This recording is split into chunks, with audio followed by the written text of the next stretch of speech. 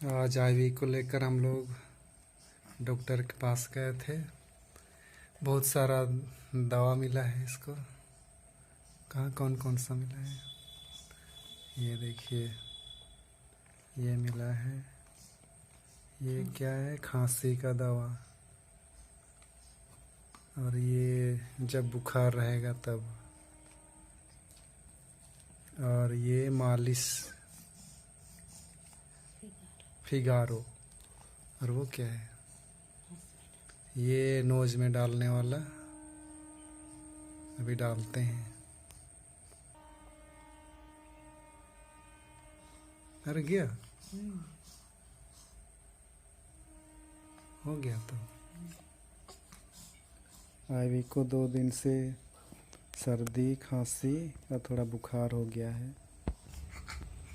और ये है बेबी क्रीम, इसका में दाना आ रहा है लाल लाल, उसी के लिए ये मिला है।